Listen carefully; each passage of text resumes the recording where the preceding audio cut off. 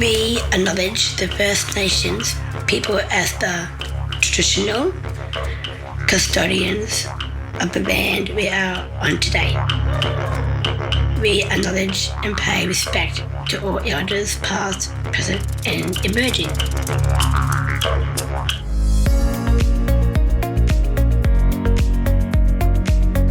The Now in the Future podcast is an exciting way of sharing members' stories of opportunities, challenges, and provide support and expert advice for Down syndrome community.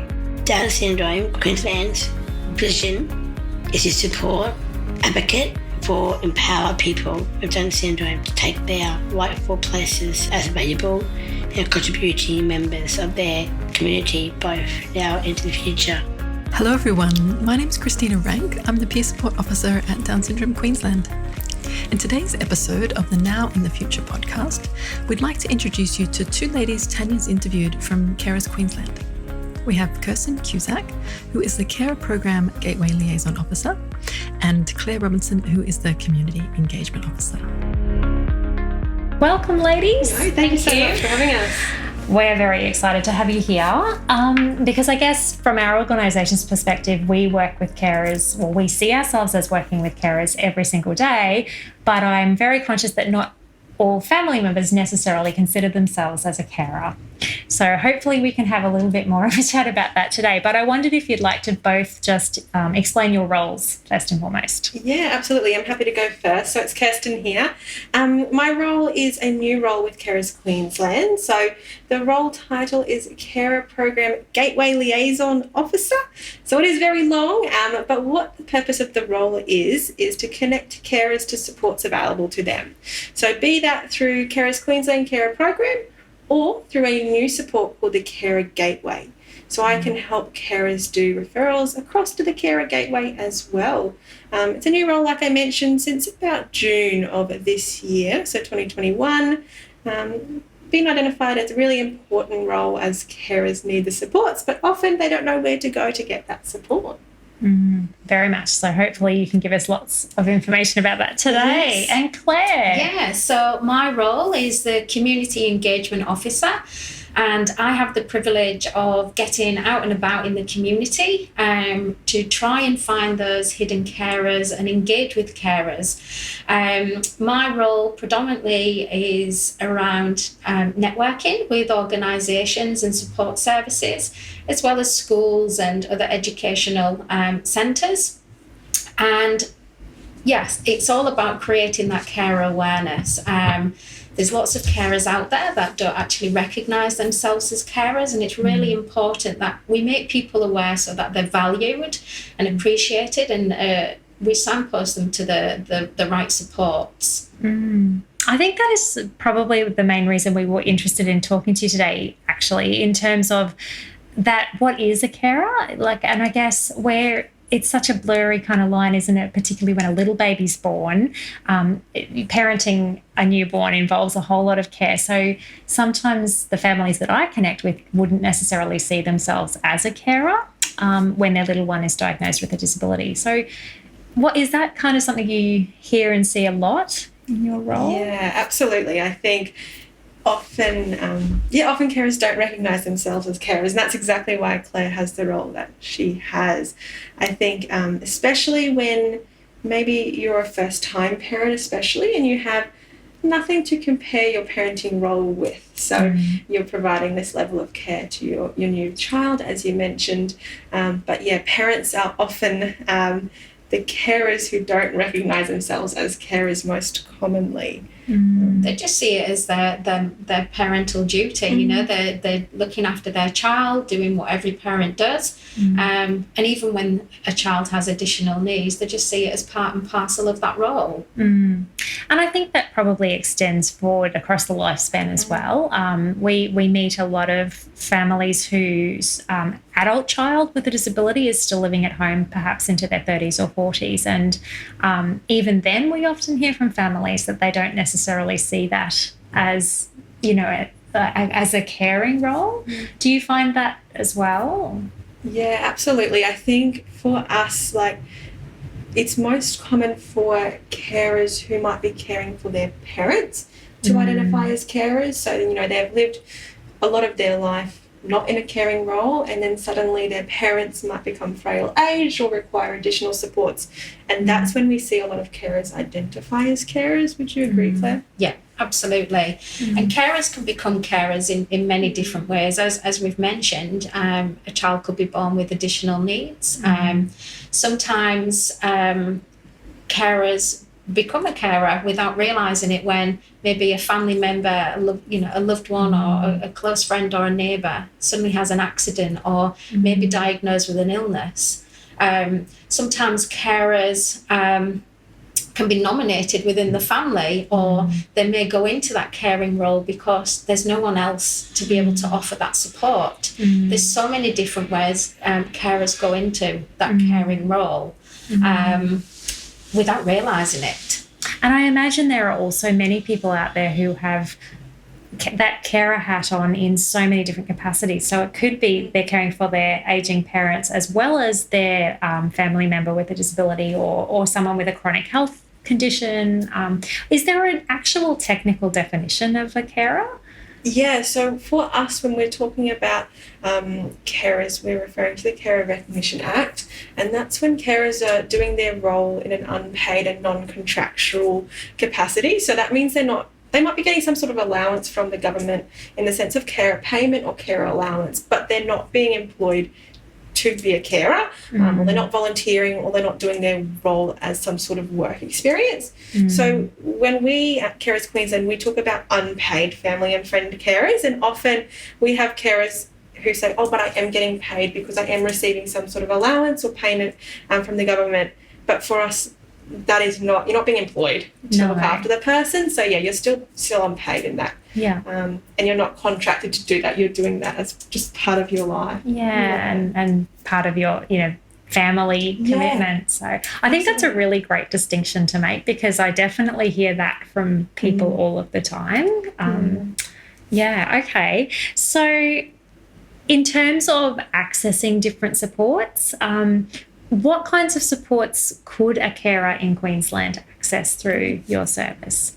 So at Carers Queensland, we have a variety of different programs that carers can access, and they're designed to improve the quality of life for that carer, and be able to allow them to be able to connect with other services and other carers for support.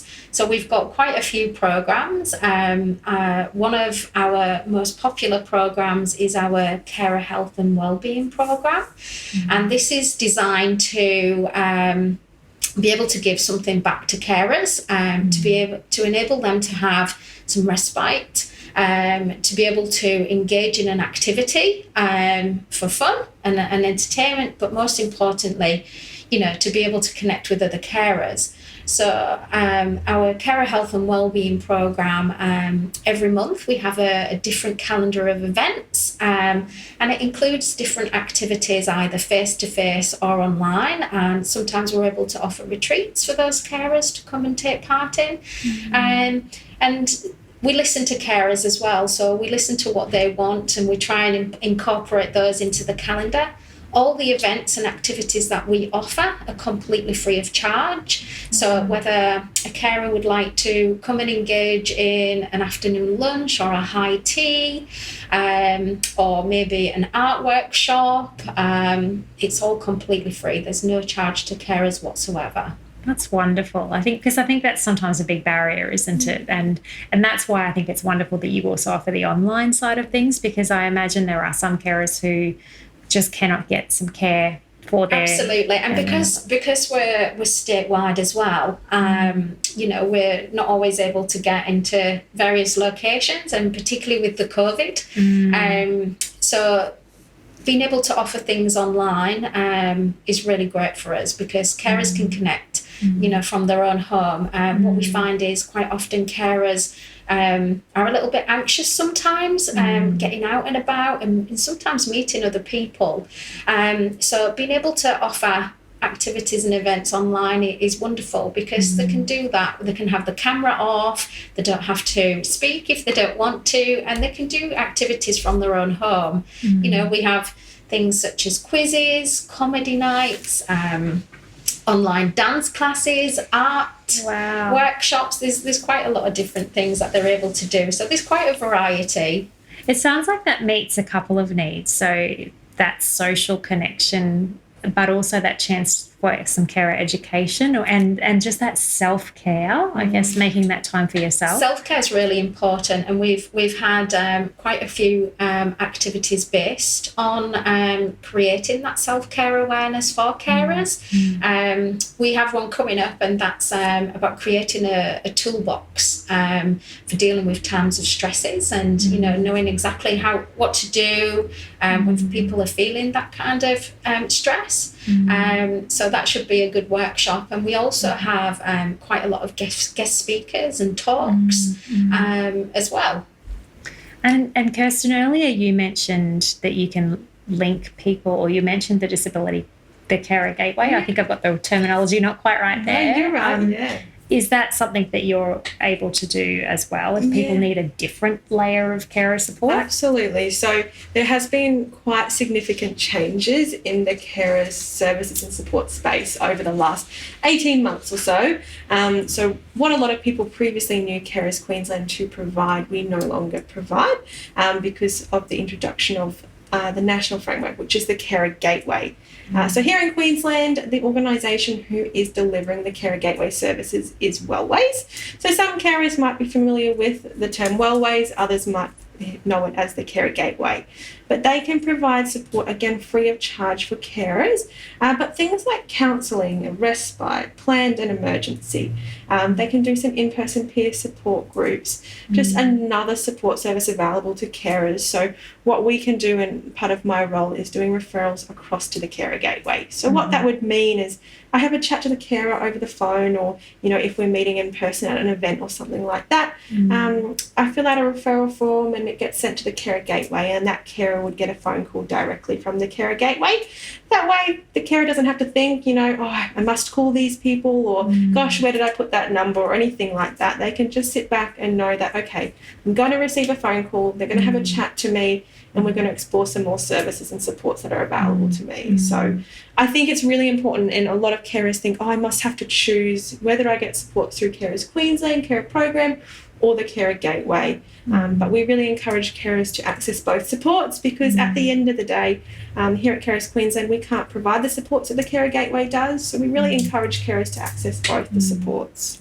And maybe some people across Queensland aren't aware of the different things that both services and also other services might offer. So I imagine you play a bit of a role there in letting people know about what else they could tap into. Absolutely, and especially for our new carers, in the sense, not necessarily that they're new to the caring role, but maybe new to contacting for support. So for those carers, if they haven't already registered with Carers Queensland, the beauty of this connection that we have, or relationship that we have with the Carer Gateway, is we can do the intake form here at Carers Queensland over the phone. I'd like to say it takes 10 minutes or less, so it's not a long form at all. It's just some personal information, you know, address, date of birth, name, all of those kinds of details. We can have you registered in our system and receiving that calendar of events that Claire was talking about. We can have that all done in about 10 minutes. And for those carers, I can also do the referral form using that exact same information. They don't need anything additional. So, being able to explain those two supports, but then, you know, if there's other services out there that I'm aware of myself, I can also let them know about those services too. So I think there's so much value in that, because something I hear from the families I'm connected with is that how tiring it is to keep having to tell that story over again. So if there's somebody that they trust with, you know, passing that information on and linking them in a much more coordinated way. Absolutely. I think, you know, when I'm sending across the referral, we'll obviously ask questions, you know, kind of what supports they might think that they need. But the other thing is, a lot of carers, they don't know what they think they might need, because they don't know what's out there. So we also reassure them that, you know, when they're talking to somebody like the Carer Gateway, they're not expected to know what supports they need. The Carer Gateway will have that conversation with them and help them identify the supports that they can offer.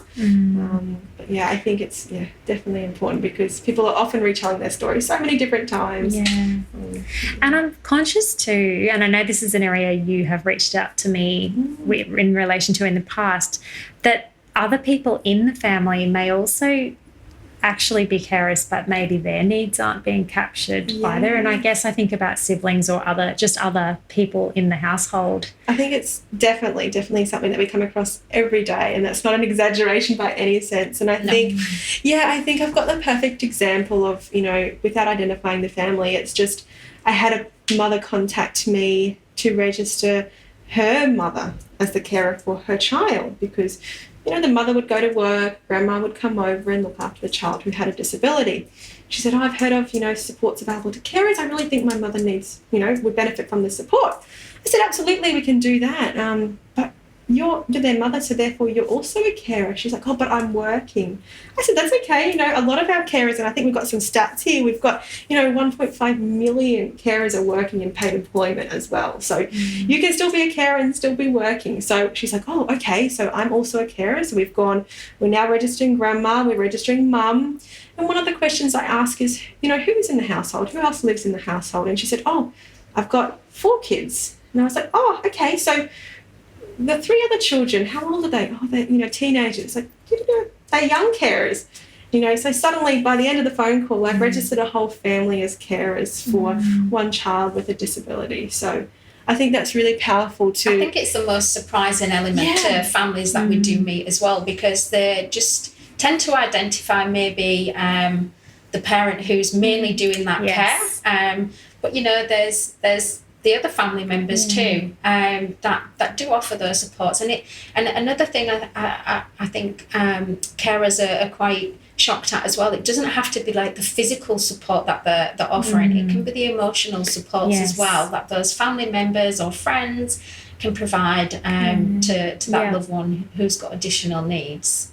And I guess that is something, I'm so pleased you've raised that, because I think sometimes in my role that can be a tricky conversation to have, in terms of if I have noticed, when a family are talking to me and I'm wondering about the needs of the other children and how much support they're providing, just as backup, maybe not necessarily to the person with disability in the family. It could be that they're doing a whole lot more around the house while mum or dad are supporting the little one with a disability. Like, is that the kind of situation that you're talking about? And I think often, we have parents who might have other children in the home, and they may not have they may not have considered themselves as a carer, as the parent, but we do start talking about young carers and they have concerns maybe about like, oh, they're not providing that physical support or they're not providing X, Y, Z.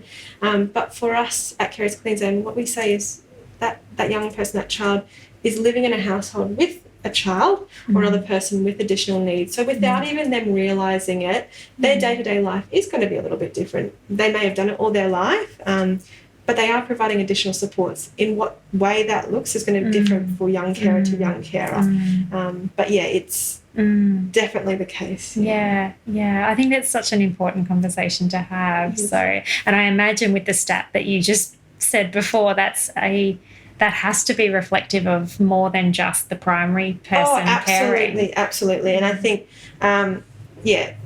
there's multiple, like we're often registering more than one person in a family who is a carer. And I think the other key is, they don't have to be the primary carer, but nor do they have to live in the household. So like I said with grandma, for example, before, she's not living in the household, but she's providing a lot of support and care for that child. And she's coming into the household. Yeah. So you don't have to live in the household. And that's a lot of parents don't realise that. They think, oh, I'm not living there, so I'm doing a lot, but I'm not living there, so I must not be eligible. And they don't have to be a relative either. It could be a family friend that helps support from time to time. They don't have to be doing full-time care. We have carers that can maybe care for somebody 24/7 and other carers who may just do a few hours a week. We have scenarios where carers offer emotional support sometimes to a loved one that doesn't live close by, and they're able to offer that support over the telephone. So every caring situation is really, really unique. And yeah, it's incredible. You know, we mentioned earlier about dual carers, you know, who have got multiple people maybe in a family that share that support. So you can imagine how many other relatives and friends that can impact too. Absolutely, with all different needs at different times. And I think what I have always valued about being able to refer people onto your service is the fact that it is so easy to qualify for support. We all know that sometimes in other systems that people might need to be accessing at various points, you know, particularly government payments or different, you know, service systems like NDIS or education. Sometimes there can be quite strict criteria around who can reach out and have conversations about needs that are evident. But I think that's wonderful that someone could call you, and even if it isn't that they necessarily register, that they could call and have a conversation about, maybe it's a friend or a neighbour supporting a family, saying, what else could I be linking this family in And with? people don't have to access support straight away. It could be, you know, they might want to register with us, and then further down the line, maybe joining some activities or engage in one of the other programs. There's absolutely no obligation when a person registers. And like I say, all our supports are free. Quite often people think there's a catch to that, but it really is. You know, it's as simple as that, just registering, and the support's available if people want to access it, and at no charge. And I think where I have found that so invaluable in my time here at DSQ is for those families who, for whatever reason, and it's often due to residency requirements, they're not eligible for NDIS supports for their family member with a disability. And so quite often they're just at a loss as to what they can access in the community and how do they navigate, you know, life when a lot of the other usual supports that the people around them in the community are able to access, they cannot. So I know we've had lots of feedback from those families in the past that being able to at least join carer activities through, you know, those free programs is just invaluable. Can you tell us a little bit more about the others? So you've talked, Claire, about the Carer Health and Wellbeing program primarily, but what else can you support people with? Yeah, so we've got another program which some carers may be eligible for. So this one does have some eligibility requirements in terms of income, but it's our no interest loans. So that program is available to, like I said, low income earners who are carers, and that's for things, loans up to $1,500. So things that we most commonly see come through would be like car rego or car repairs, or maybe the fridge breaks down and, you know, you weren't expecting that. And, you know, being a carer, there often comes a lot of additional expenses. So money is often tight. So having access to a no interest loan for some carers is quite, you know, the lifesaver in some circumstances.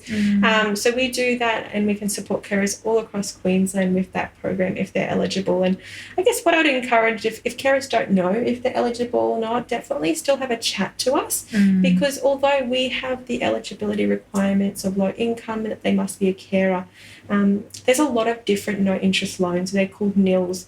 NILs providers across the state are different organisations. So the carer may not meet our eligibility requirements, but our team might be able to refer them to a different organisation who they would meet the eligibility requirements. So definitely still have a chat to us. But I think, once you have one no interest loan, as long as you kind of pay that off, or nearly at least paid it off, you are entitled, if you're still eligible, for another no interest loan. So it's not a, you know, once you've accessed it, you can never access it again. It's not the case with our no interest loans. So it can come in real handy for some carers. And I think that's good for people who, you know, may have been down Centrelink loans or other kind of loan schemes and been a little bit burnt or worried about that in the past. So no, it's definitely probably another one of our most popular programs. So Claire's mentioned the Carer Health and Wellbeing. That's our no interest loan. We have our Your Caring Way program as well, which is a really lovely program for carers who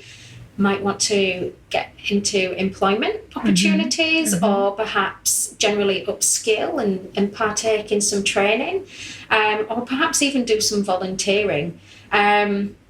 it's wonderful. What the team do there is they help carers identify what skills they have. Quite often, when Kirsten and I meet carers and tell them about the program, quite often carers think they're not very skilled at something, particularly if they've been caring for a loved one maybe since they was born, and they're now reaching adulthood. They think that they've got no skills and no experience. But when in fact carers really do, and there's such a lot of transferable skills that the Your Caring Way team can help identify and help put them a resume together, and help them gain some confidence and seek what they want to do. For the eligibility for Your Caring Way, obviously the team there would be happy to have a chat with the carer, but on a kind of a base level, the carer needs to be unemployed or underemployed. Yep. And the other good thing with the Your Caring Way program, for some carers out there who, for whatever reason, may no longer be in their caring role, as long as they had been a carer within the last 2 years, they are still eligible for that program. So that's a little bit of a unique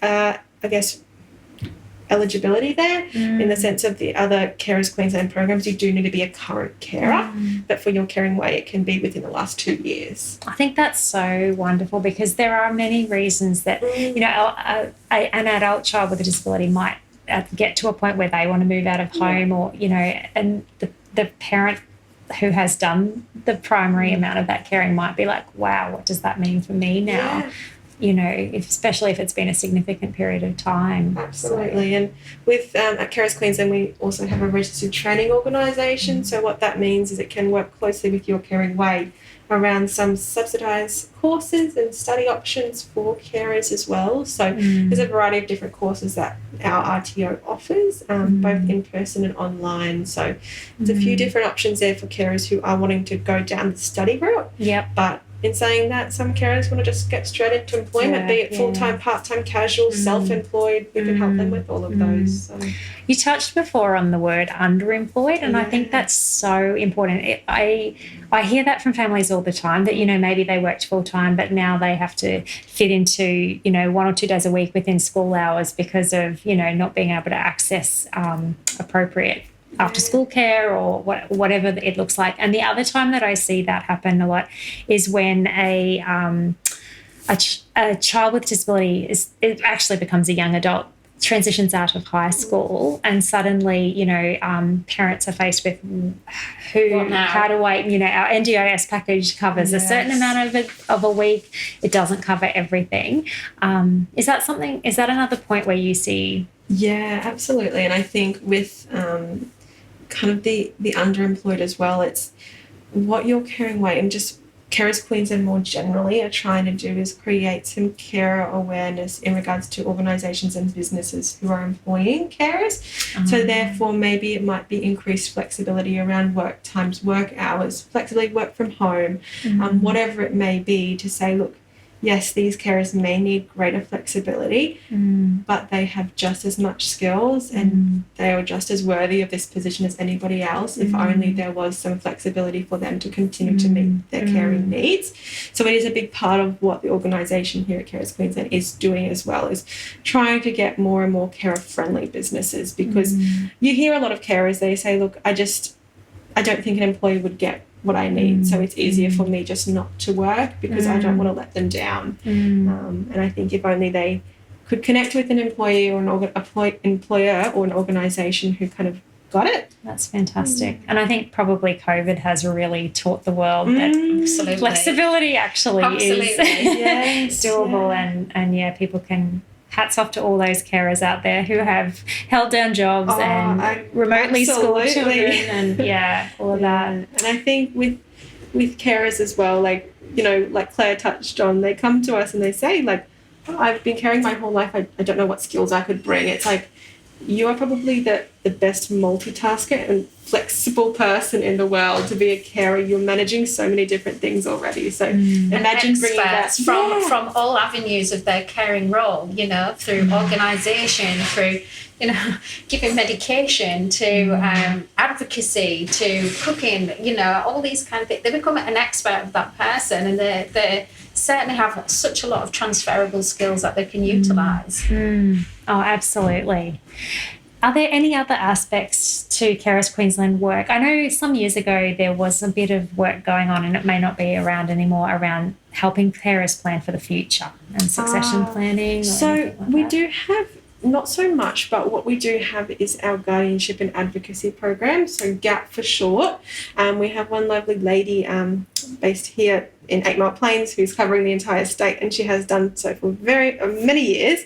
So our guardianship and advocacy program really is focused on helping carers to navigate the legal system and QCAT when they're trying to support their person that they care for who has impaired decision making. So be that guardianship for the person or public trustee, whatever it might be, our guardianship and advocacy worker can help navigate that system, because it can be so overwhelming, and often carers will just say, oh, that's too hard, and then they get themselves into a situation where it's suddenly required.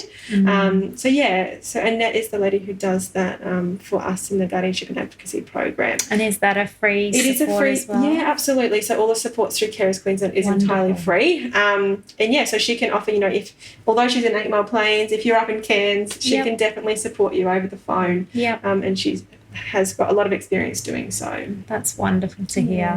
Thank you. We really rely on our carers to be able to help us with our policy submissions, and they're the voice, they're the experts in this field. And so what we have as well is we have a program of carer project officers, and what they do is they go out into the community in particular regions and liaise with the carers. And we have carer advisory groups, so we have specific groups where carers are able to give us a real insight into the life of being in that role, and have their voices and the voices heard, and show any gaps in services that we can best support. We have care advisory groups for male carers, families of a child with a disability, Aboriginal and Torres Strait Islander.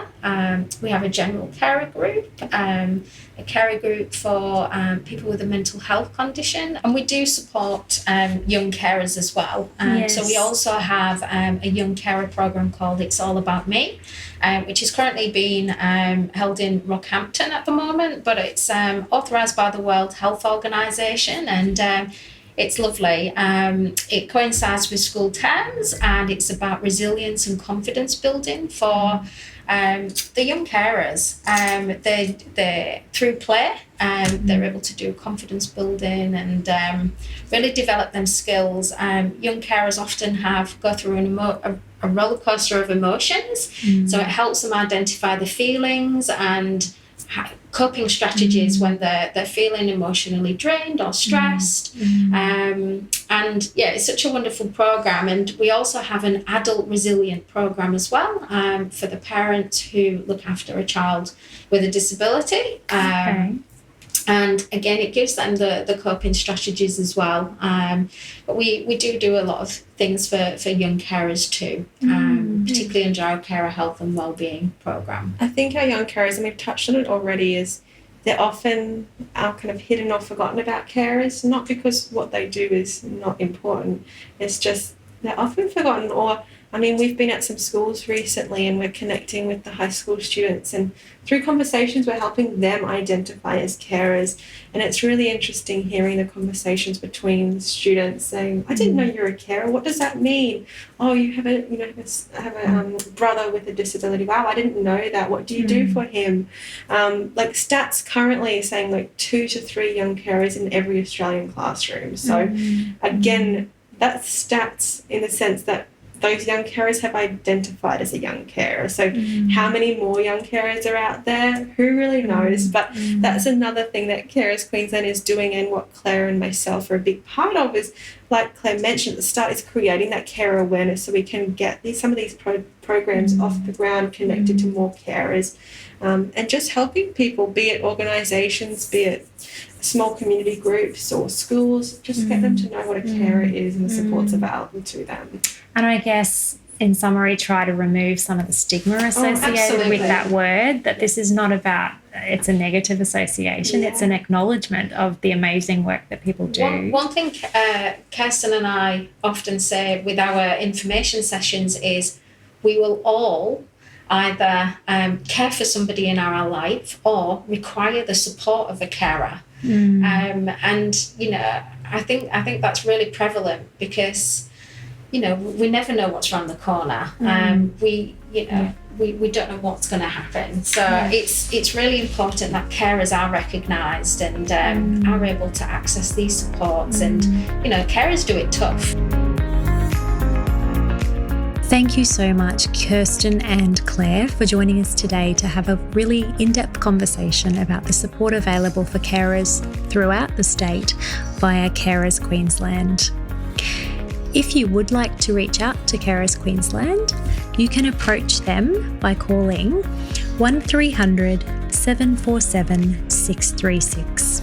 You have been listening to the Now and the Future podcast. For more information about this episode and many other topics relate to Down syndrome, please visit the Down Syndrome Queensland website at downsyndrome.org.au/QRD. Down Syndrome Queensland, supporting people with Down syndrome now and into the future.